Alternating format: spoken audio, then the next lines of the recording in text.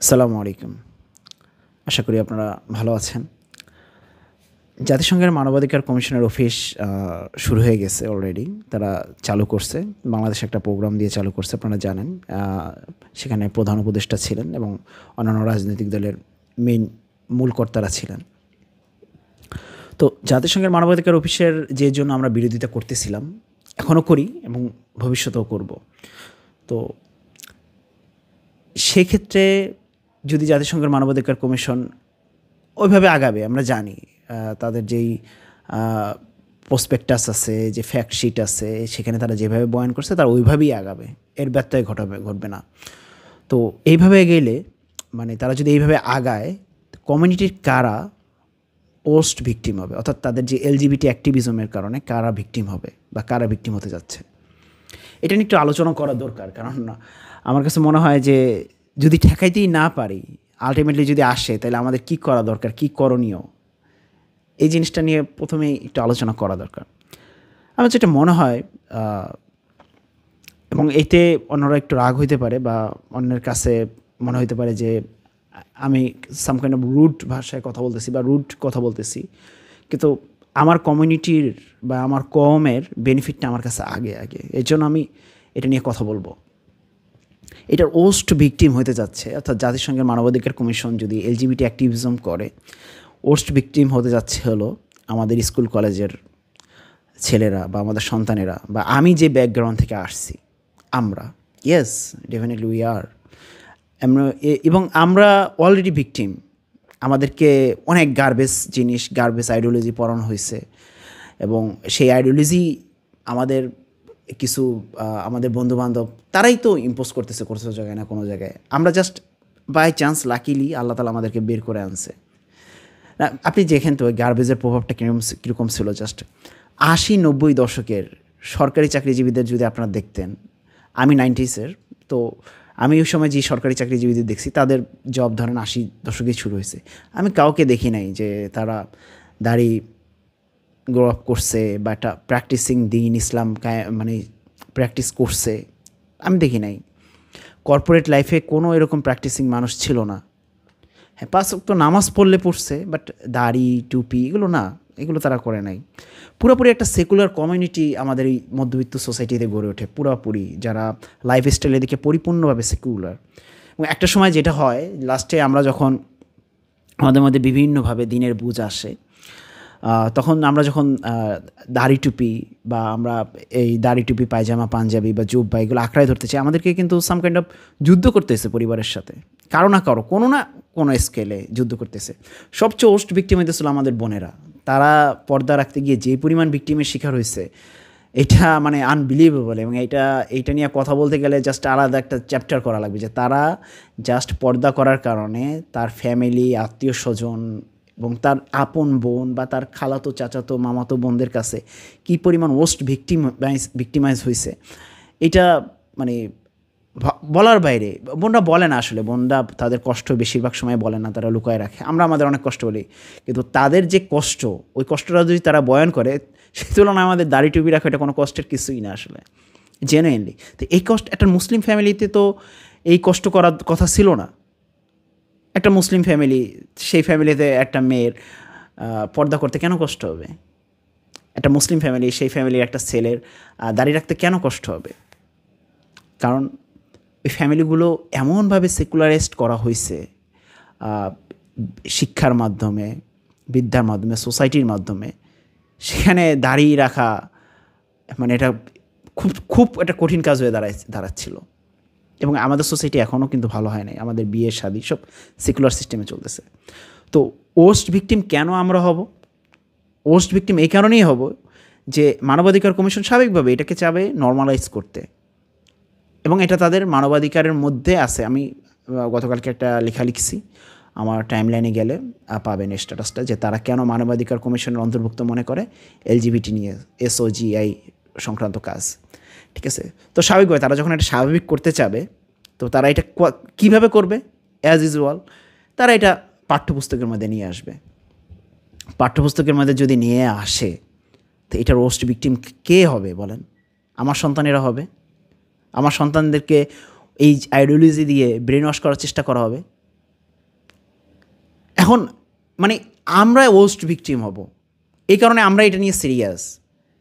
মাদ্রাসা বা অন্য কোনো community won't be suffer for this. তারা তাদের সাফার, তারা রাষ্ট্র থেকে বিচ্ছিন্ন, তারা তাদের যেই পাঠ্য সিস্টেম, এখানে মানবাধিকার কমিশনের প্রবেশ করার কোনো সুযোগ নাই, জেনুইনলি কোনো সুযোগ নাই। মানবাধিকার কমিশন কোথায় ঢুকবে? আমাদের এখানে ঢুকবে।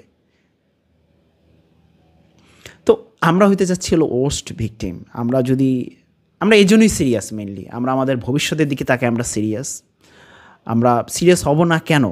এখন আপনি বলতে পারেন যে অনেকেই আলোচনা করতেছে যে ঠিক আছে, মানবাধিকার কমিশন যদি এই কাজ করে তাহলে আমরা রাস্তায় নামবো, আমরা মিছিল করব, আমরা ঠেকাই দিব তাদেরকে। মানে এটা একটা ট্র্যাপ। আপনি কি মনে করতেছেন না যে আপনি যেখানে একটা রাষ্ট্রের স্থিরতা নিয়ে কাজ করবেন, আপনি হইতেছেন রাষ্ট্রের অস্থির হওয়ার কারণ। এটা একটা ট্র্যাপ না? আপনি রাষ্ট্রের উন্নয়ন নিয়ে চিন্তা করবেন, সেখানে আপনার বারবার আপনার নিজের সিকিউরিটির জন্য আপনার রাস্তায় নামা লাগতেছে। এবং এইটাই তো একটা কমিউনিটি সুযোগ পাইতেছে আমাদেরকে নিয়ে, ঠিক না?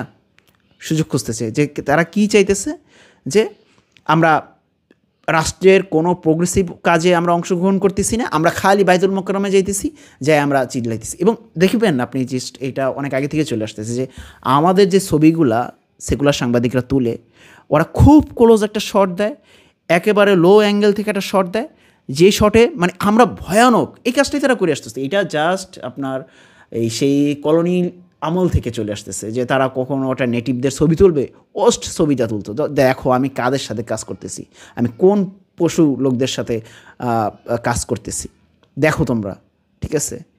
তো আমাদের ওই সময় যে আমাদের ছবি দিবে যে আমরা খুবই আমরা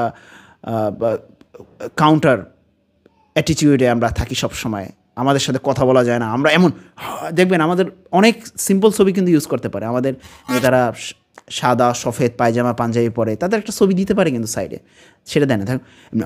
করে আমরা আঙ্গুল তুলে আমরা সবসময় চিৎকার চেঁচামেচি এগুলোর সাথেই থাকি। এটা একটা ট্র্যাপ।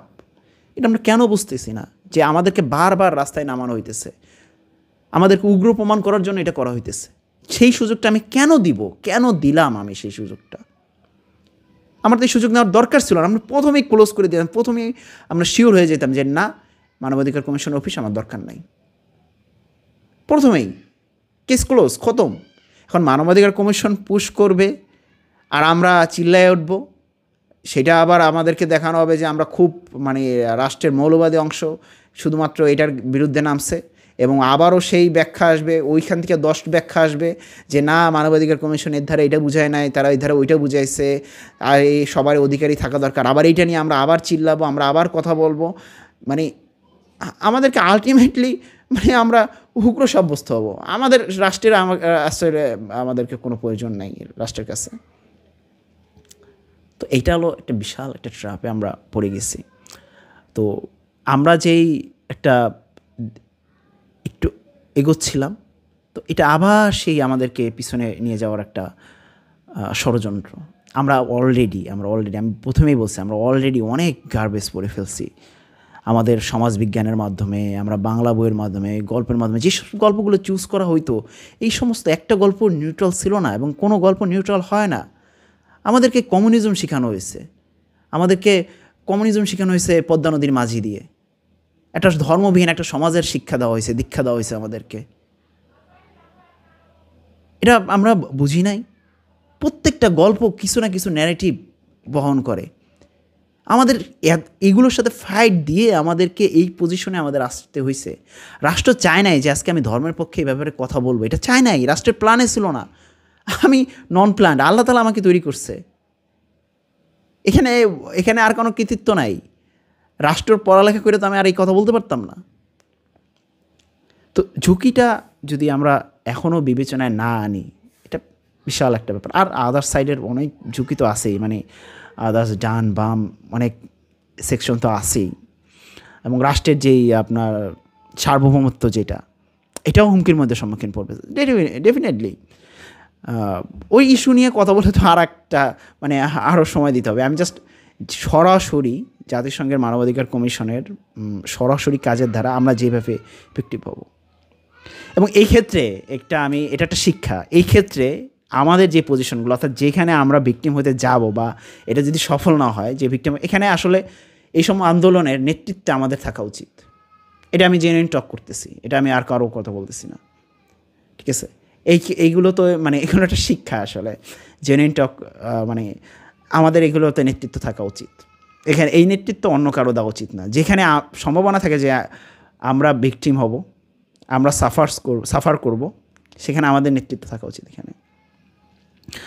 যাক, অনেক কথা বলে ফেলছি। দেখা যাক, আল্লাহ তালা আমাদের সহায়। আল্লাহ তালাই নাহলে আসলে রাষ্ট্র যেই চিন্তা, যে ষড়যন্ত্র নিয়ে সেই শুরু থেকে এগোচ্ছিল, অর্থাৎ ব্রিটিশদের পর থেকে, তাতে এই পর্যন্ত আসা সম্ভব ছিল না।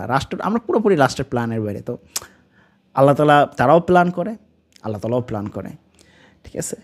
তো আসলে আল্লাহ তালাই জয়ী হন। আপনি মানবাধিকার কমিশন অফিসে আনবেন বা আপনি যা কি আনেন, লাস্টে আল্লাহ যেটা ডিসাইড করবে ওইটাই হবে।